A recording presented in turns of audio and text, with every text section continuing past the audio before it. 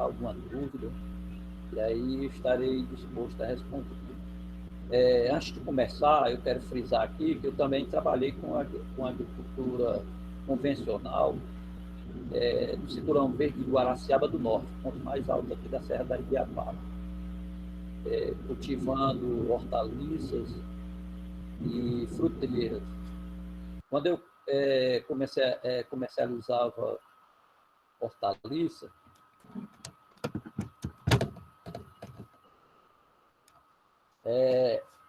houve muitos problemas assim, em relação a pragas, doenças, e eu adoecia muito, via pouco resultado, certo? Quando tinha pouca experiência nessa área de hortaliças, né? E eu via, às vezes, safras inteiras serem perdidas, né? E aí eu, de uma certa forma, eu me desgostei com essa agricultura, né? De você arriscar recursos e ser muito assim, estar muito sujeito às variações do mercado, ao esgotamento do solo, aos males provocados pelos pesticidas, né? Os herbicidas. E aí eu me desgostei totalmente. Eu retornei a Fortaleza, mas com plano de um dia retornar para a zona rural, né? Aí eu estou aqui em Viçosa do Ceará, e aí comecei a estudar agricultura orgânica, outras correntes, e um certo dia, eu, vendo um documentário sobre plantas daninhas, é o nome do documentário, foi na TV Escola. Aquilo me fascinou muito, né? Porque lá no programa falava dos poderes das ervas daninhas, entre aspas, né? Então, com aquele programa, eu me indaguei, será que algum agricultor não viu essa potencialidade nas ervas daninhas? Foi aí onde eu encontrei, que hoje é a minha inspiração, um japonês, Masanobu Fukuoka, que eu peço ao Flávio para que coloque aí a imagem, né, desse missionário aí.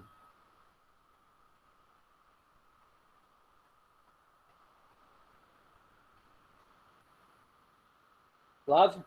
Pronto, Toninho, já está lá. É o Valdinar que está comandando, mas já está lá.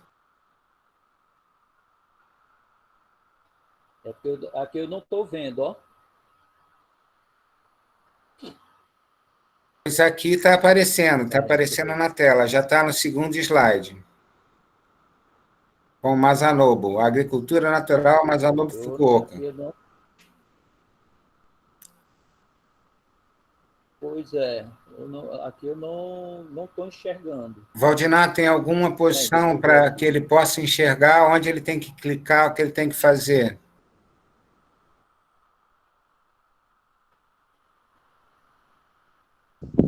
Flávio, ele tem que clicar aonde tem a apresentação, viu, Cláudio? Ele vai ficar disponível. Ei, mas a Adriana também está reclamando que não está vendo. Eu estou vendo, mas a Adriana está reclamando que não está vendo. Estão todos vendo? Podiam se manifestar aí pelo chat, se estão vendo ou não?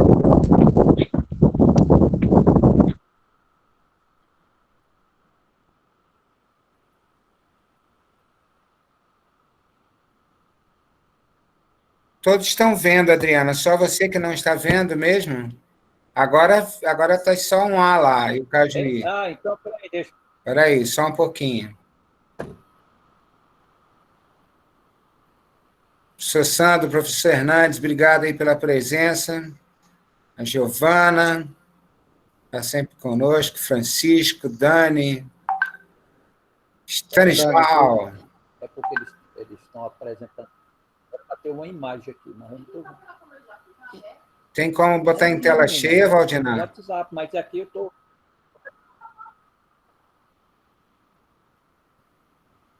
Aí. Tá vendo agora, Toninho? Toninho? Mas não estou, não. Tá conseguindo ver, não? Eu não estou vendo, não. Eita. Não. Peraí, deixa eu ver aqui. É só ele que não vê? O que ele tem que clicar, Valdinar? Ele tem que clicar no onde está escrito Núcleo de Estudos NEA Cajuí, senão ele não vai ver. Lá em cima, na parte de cima da tela, você tem que clicar lá. Tá vendo o símbolo do Cajuí? Eu tô clicando. Tô clicando, mas não tá abrindo, não. Toninho, abre no seu celular, você tem, que eu mandei para você. Abre que aí você vai acompanhando. Porque isso aconteceu semana passada também com o professor Afonso. Ele não conseguia ver. Pois é. Porque nos outros aqui aparece aquela mãozinha, certo? Mas ele aqui, ele essa mãozinha aqui para poder... É no WhatsApp. Espere só um momentinho aqui, deixa eu... Pois sim. O Masanobu Fukuoka, ele trabalhava na agricultura também,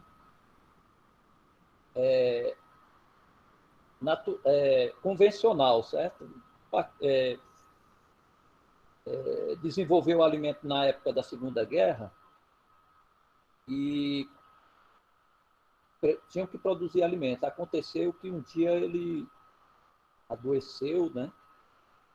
Então ele trabalhava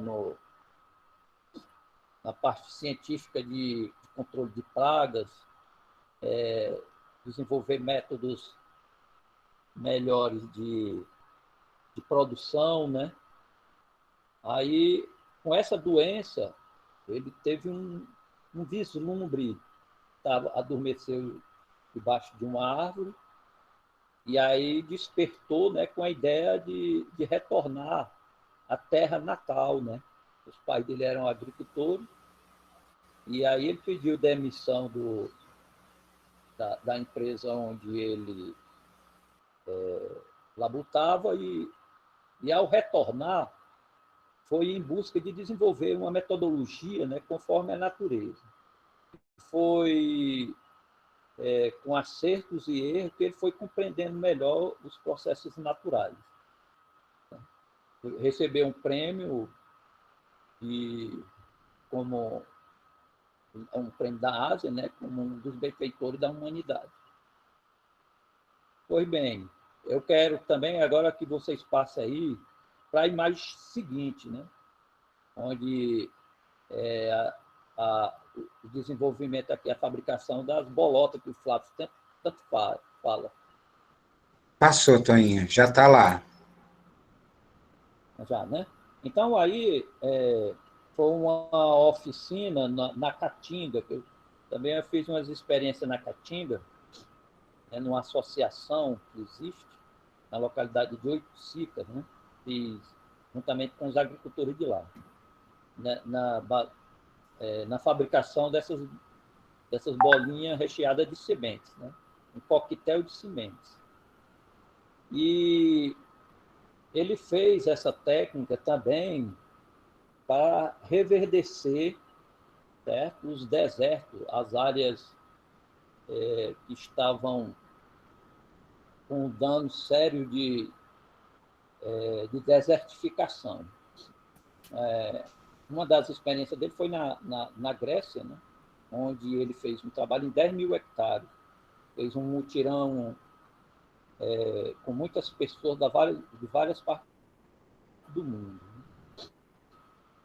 A gente vê aqui ao lado, eu estou em pé com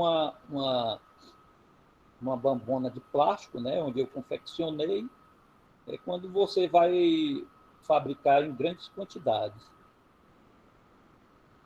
E também você pode fazer nas mãos, né, uma atividade muito divertida, né, onde congrega toda a comunidade, né? Hoje, no mundo todo, né, existem essas oficinas onde as crianças dos colégios participam para entender a necessidade de a gente trabalhar pelo meio natural.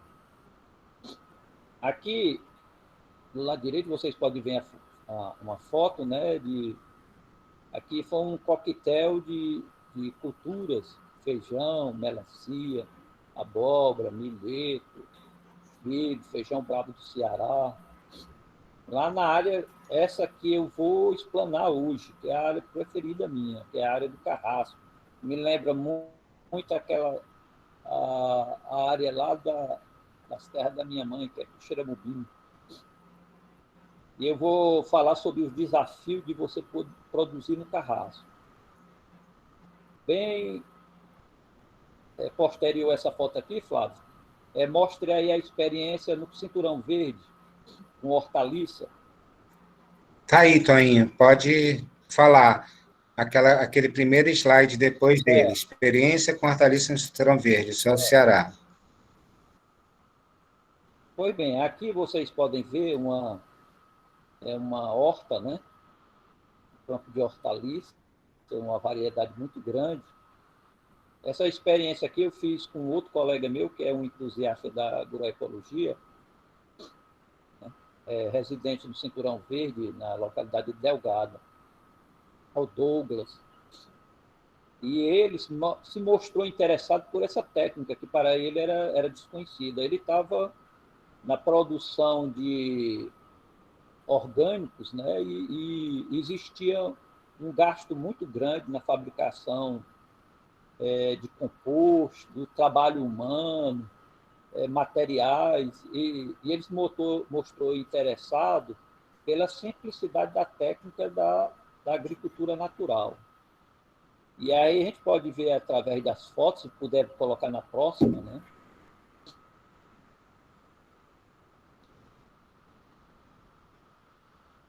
Já tá, Toninho, vamos. E você Já tá. e passar para a outra, né? Então aqui essa técnica eu queria provar não, demonstrar aquilo que Masanobu Fukuoka havia colocado em suas pesquisas, né? Na produção de alimentos sem muita necessidade de usos de fertilizante, nem nada. Aqui foi apenas o solo, água e sol, certo? Então, a gente conseguiu produzir várias culturas, né? O couve, a cenoura, o pepino, feijão vágio, a berinjela. Volta, Valdinar. Continua, Antônio. Feijão vágio, jiló, alface, acelga, uma variedade de hortaliças. E aí, como ele gostou, porque simplificou demais o trabalho, foi uma experiência valorosa, né? E as pessoas os que iam visitar, ficavam impressionados como é que as plantas conseguem desenvolver sem o uso de fertilizante. É claro que o solo ele estava equilibrado, certo? Ele era bastante grumoso, rico em matéria orgânica, a vida do solo estava em seu equilíbrio, certo? E o problema de ataques, né, de micro-organismos ou os insetos foi praticamente mínimo. E teve uma ocasião que no tomate, próximo à colheita, se pensou em usar algum produto, né, em repelir, mas aí eu falei para o Flávio para que a gente observasse se realmente os insetos ou qualquer outro agente ia causar realmente um prejuízo à produção. Então, os ataques, né, se resumiram a uma parte mínima da produção. A colheita foi muito maior, que é uma das observações dos Masanobu Fukuoka, certo? Mas eu queria... O material básico que eu me esqueci de dizer aqui era a palha, certo? A cobertura do solo sempre, mas usando principalmente a palha de capim, certo? E o restante era produto das próprias ervas espontâneas, que à medida que ia iam se desenvolvendo, quando estavam, vamos dizer assim, no período inicial das culturas, né, quando elas estavam pequenas, a gente tentava controlar para que elas não viessem ganhar terreno e sufocassem ou impedissem que elas recebessem os raios solares. Certo? Então, a gente tivesse esse controle, mas depois que elas estavam desenvolvidas, quando elas vinham, a gente só manejava quando elas já estavam já sufocando as culturas. Certo? Deixa eu colocar aqui.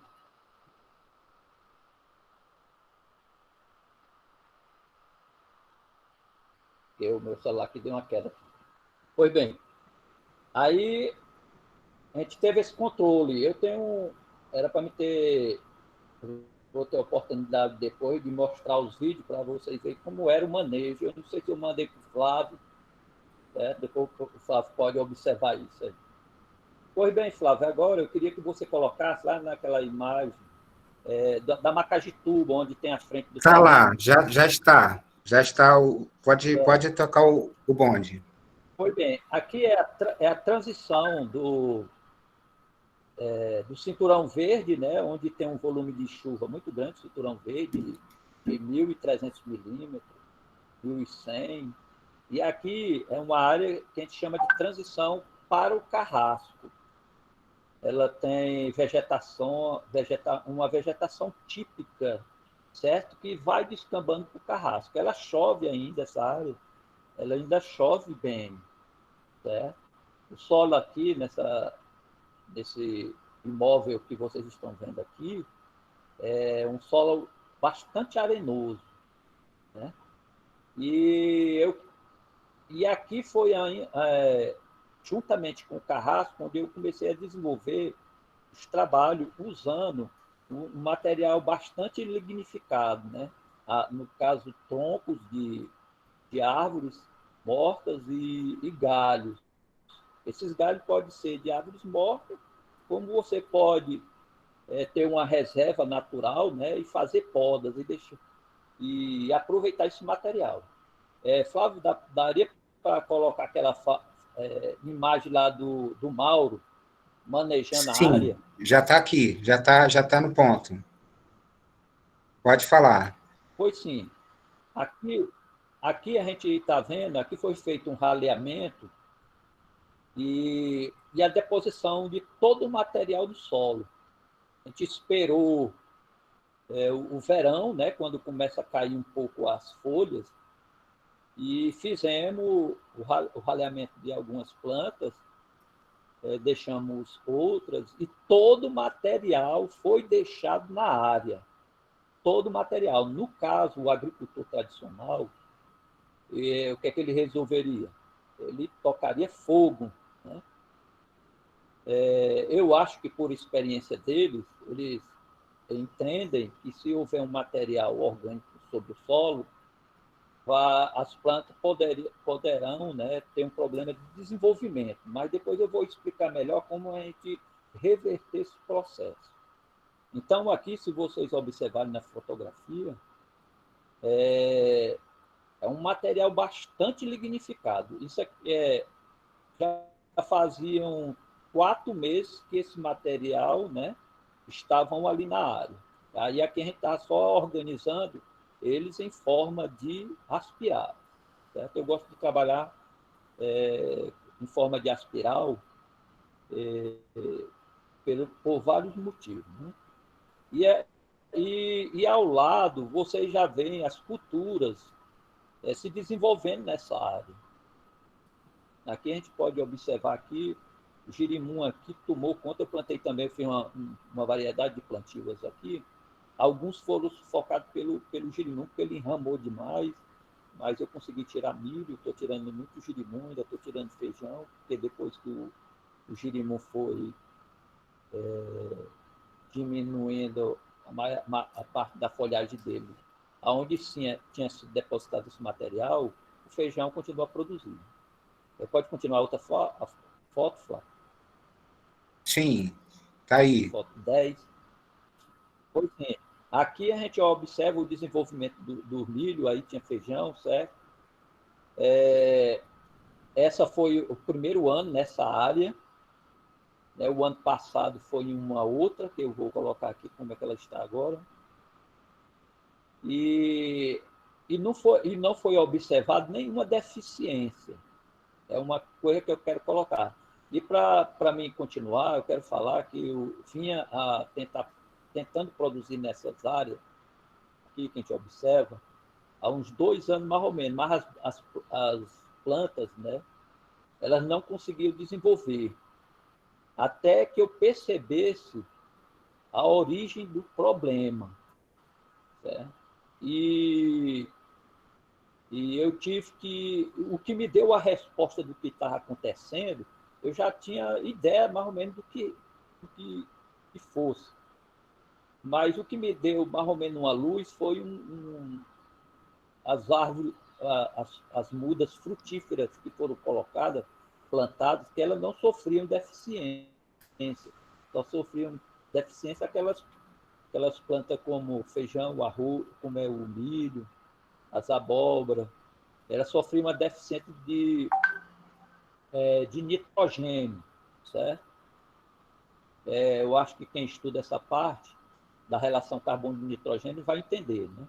Quanto maior o carbono, poderá ter uma dificuldade no desenvolvimento das plantas que tem, às vezes, uma raiz superficial no começo. Como as mudas são plantadas uma profundidade maior, então eu observei que essa deficiência se limita a alguns centímetros do solo. Certo? Depois disso, para mim, foi a caixa de Pandora encontrada em tentar reverter esses processos que os agricultores têm em querer queimar os restolhos, a serrapilheira, as plantas que eles brocam, né, tocam fogo. Eles devem ter observado isso, mas é facilmente reversível o negócio da imobilização do nitrogênio. E depois eu vou me aprofundar mais nessa área. Aqui vocês podem observar, na outra foto, Flávio já colocou? Já. É das fruteiras e da macaxeira. Isso. Pois bem, aqui a gente vê umas mudas de fruteira que eu iniciei esse ano, né, de cultivar. Comecei a partir para as fruteiras esse ano. Está plantando uma maior quantidade, no próximo ano a minha intenção é uma área maior. Aqui a gente vê a graviola, vê o abacateiro, né, mas tem jabuticaba, tem manga, tem jaca, tem tangerina, tem siriguela, cajambu, tem uma variedade de fruteiras. Né? E se vocês forem observar, a madeira, certo? Elas cobre todo o solo onde elas se encontram. Né? E aqui não tem, eu não observei deficiência nenhuma nessas mudas aqui, mas justamente porque as raízes já passam dessa barreira de alguns centímetros, onde há uma deficiência de nitrogênio. Aqui ao lado é uma cobertura que eu adoro, é madeira. E aqui ao lado a gente vê macaxeira se desenvolvendo, foi plantada em fevereiro, elas estão se desenvolvendo, porque não dá para ver, mas elas foram colocadas na área que foi construída do ano passado, cobertura de galhos. Né? É depositado sobre o solo. Não tem... aqui não se mistura com solo, é depositada no solo. E também vocês podem observar aqui a cobertura de plantas vivas. Isso é muito necessário. Quanto mais raízes, quanto mais plantas vivas, melhor, porque uma variedade grande de micro-organismos, cada um se associando a uma determinada planta, vai favorecer todo o sistema. Aqui nessa área aqui que vocês estão observando também já está saindo feijão, né?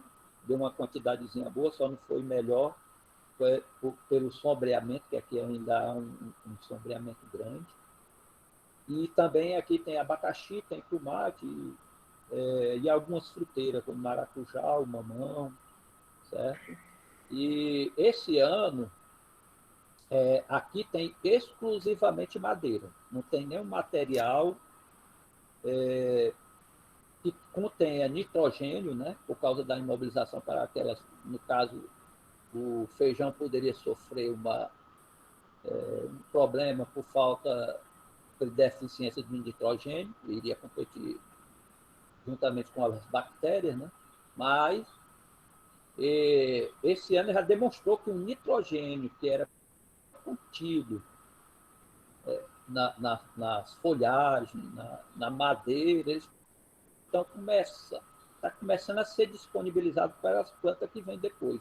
Até nessa área, as ervas espontâneas também estavam com dificuldade de aparecerem, mas depois que eu comecei a fazer esse processo com a madeira, as ervas espontâneas começaram a vir em grande variedade.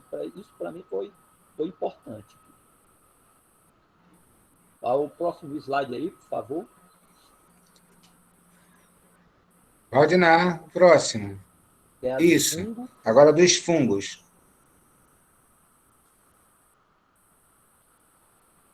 Os fungos promovendo a revolução da vida, Toinho. Isso aqui, gente, era uma coisa que, para mim, quando eu comecei a observar a explosão de vida no solo, para mim é como se eu estivesse ganhando na loteria. Porque eu nunca tinha visto assim. Eu sempre procurava, né? E eu sempre procuro nas florestas os fungos, porque eu sei que eles são promotores da vida.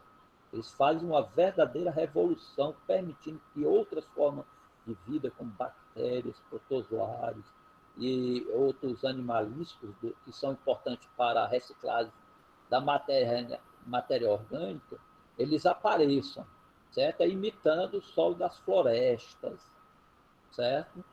E aí, eles apareceram logo no primeiro ano, e para isso você precisa de algumas estratégias.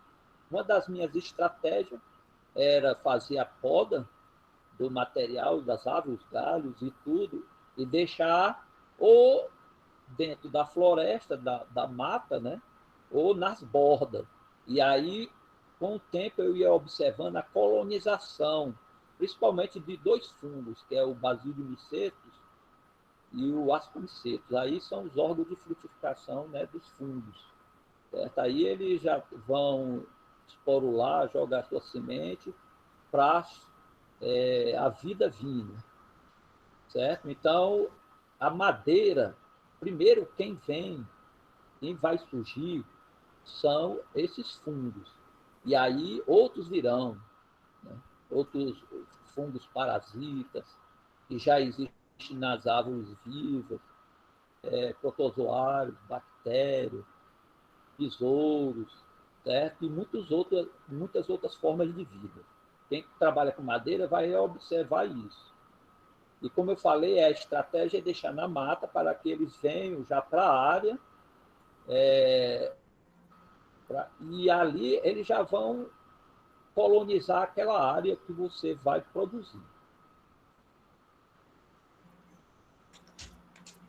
Pois bem, agora a gente vai, como eu falei aqui, as duas áreas anteriores, o cinturão verde e o carrasco, chovem bem, certo? Dá uma condição melhor, mas o carrasco é um desafio. É uma região típica do Ceará, eu não sei se, eu acredito que no Piauí, lá para as Serra do Araripe, por ali tem essa vegetação, né?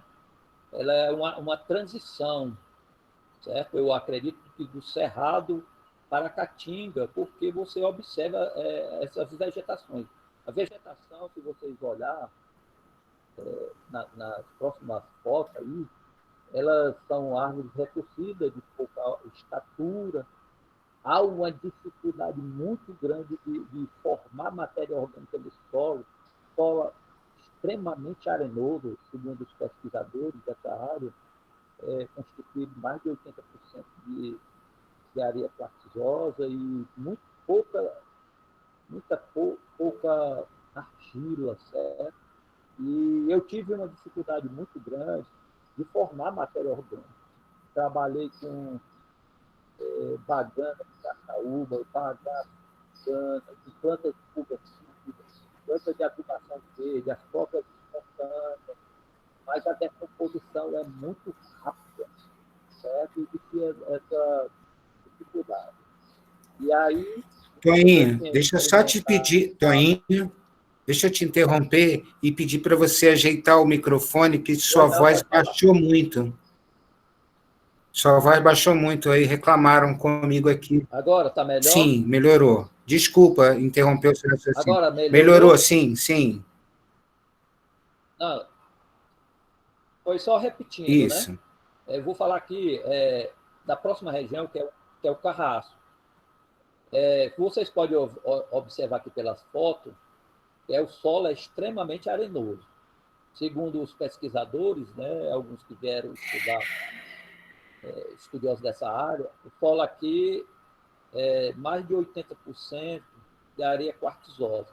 E a quantidade de argila aqui é mínima, certo? E existe uma dificuldade muito grande de formação de humus orgânico aqui. Tentei com bagana de carnaúba, bagaço de cana, planta de cobertura. Existe essa dificuldade porque as chuvas são muito irregulares nessa região e de pequena intensidade, certo? E eles estimam, né, que a média histórica é de 500 milímetros, mas esses anos de seca para cá é 350, 400, viu? O regime de chuva. Então, é um desafio à agricultura aqui. A gente pode observar nas outras fotos, né, que a vegetação retorcida tem a maior parte é constituída de plantas caducifólias, né, elas perdem as folhagens e às vezes eu quero contar uma história que é meio engraçada, né? Quando eu cheguei aqui em Viçosa, eu trabalho nas comunidades rurais, né, com o município todo, e quando eu passava de frente a esse imóvel rural, tinha uma placa Vendes. E aí eu passei 2 anos, quando eu tinha a oportunidade de passar pela frente, e sempre eu me perguntava, rapaz, quem é o doido que vai comprar essa área aqui? Né? Quando eu via somente plantas retorcidas, uma sequidão e um sol escaldante. O doido foi eu mesmo, né? Depois que eu comecei a observar a beleza naquilo que a gente não consegue enxergar. Aqui foi feito se vocês observarem, tem algumas plantas, algumas cactáceas, no caso da palma forrageira, foi feito um rebaixamento da vegetação espontânea, e aí eu e o meu companheiro aqui desse trabalho, né? Na próxima foto, dá para você colocar aí, Flávio, quando a gente está fazendo o enterramento da madeira. Flávio? Flávio? Ah, já está lá. É ela que já está. Pode falar. Tá certo. Isso. Pois sim.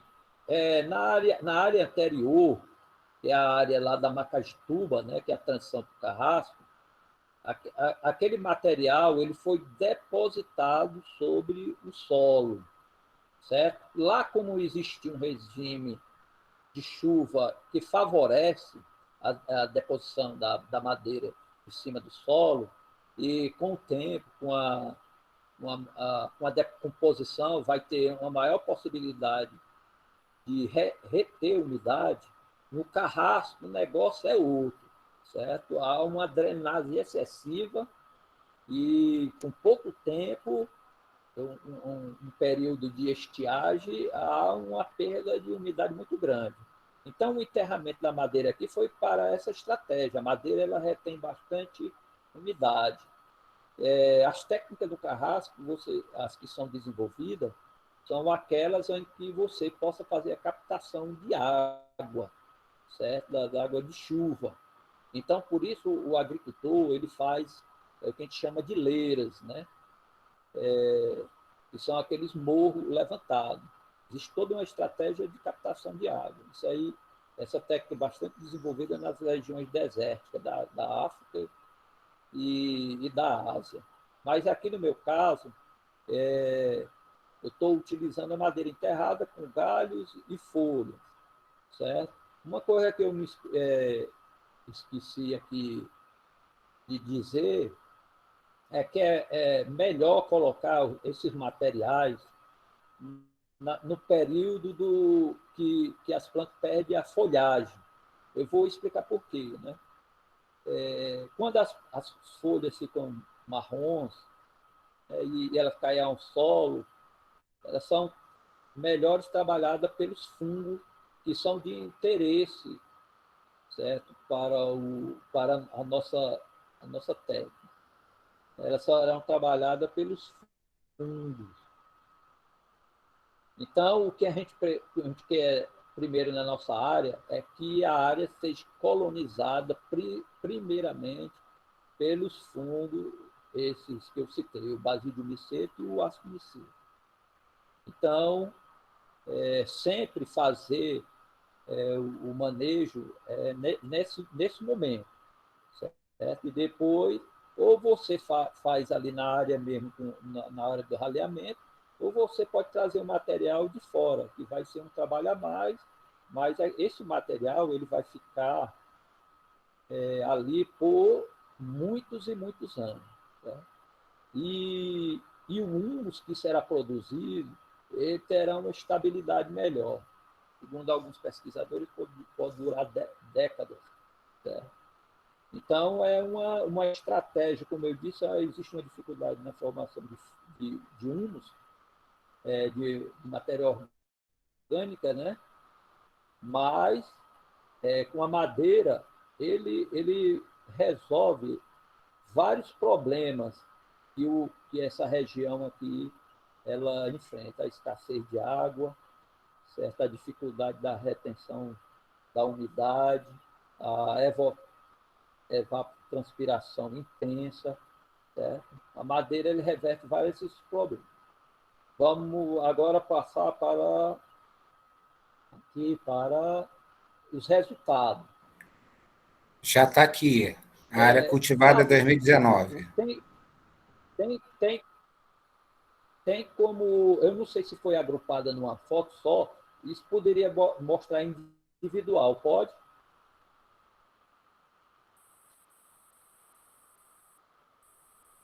Não tem como, Toninho, Claro. é só assim, é porque é slide. Ah, certo, tá bom. É. Então, eu vou mostrar aqui. Vocês podem observar, certo? O vigor da vegetação. Aqui nós não tivemos se preocupar com o ataque das térmitas, né, das formigas cortadeiras.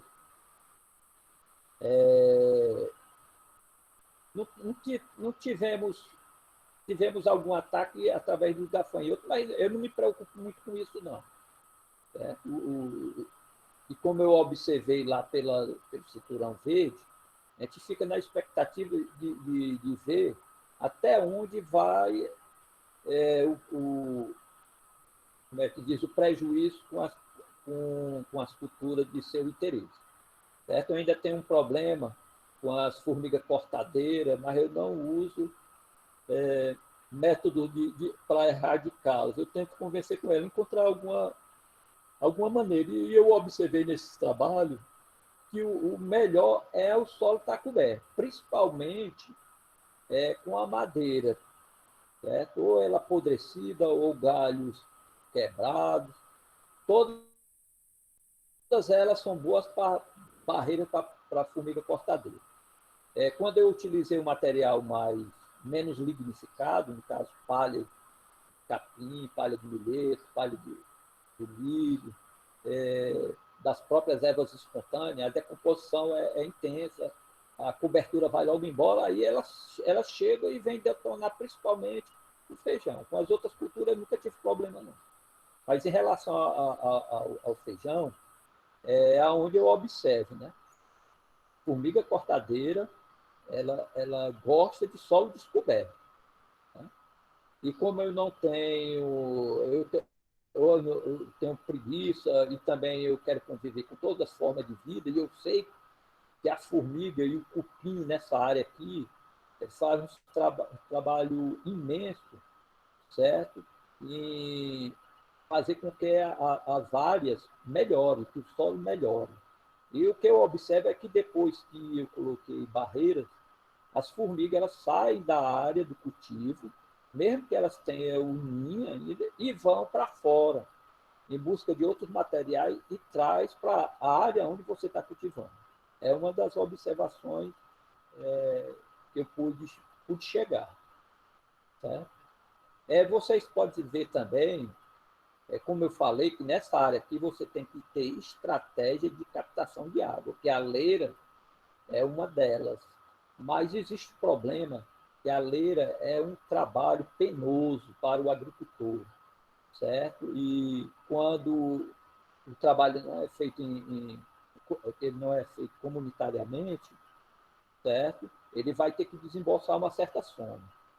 Mas aí aqui eu estou utilizando, se vocês observarem numa foto aqui, a área cultivada em 2019, tem um plástico, se vocês puderem observar, esse plástico ele tem um intuito, certo, de captação de água. Qualquer noite ele capta e leva para as culturas. Certo? Foi o único intuito. Mas logo após, aqui, se vocês observarem, acima, certo? Aonde na foto 17, não teve essa prática. Certo? E elas praticamente se compararam. Aqui em cima foi exclusivamente madeira enterrada. Então, ela se mostrou extremamente eficiente, sem a necessidade de utilização externa. Mas eu gosto de utilizar essa técnica do plástico aqui como observação. Mas esse ano eu já diminuí muito, né, para me observar melhor. Mas eu estou vendo que outras técnicas vai dependendo menos ainda da utilização de alguma coisa externa, algum material externo.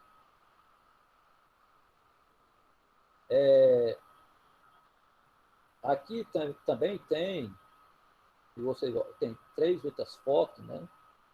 Técnica de bacia, 2020. É uma pequena área.